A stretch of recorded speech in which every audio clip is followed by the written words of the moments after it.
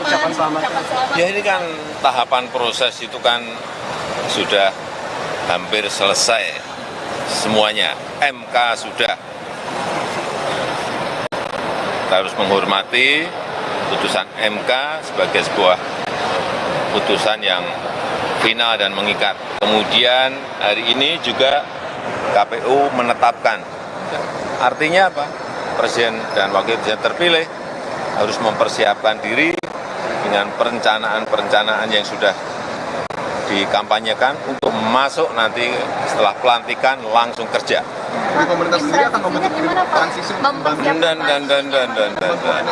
Ini kita itu menyiapkan agar transisinya itu bisa berjalan mulus dan baik sehingga presiden wakil presiden terpilih bisa langsung bekerja setelah dilantik. Itu kalau itu juga diminta dari presiden dan wakil presiden terpilih. Pak terkait kesehatan sendiri Pak.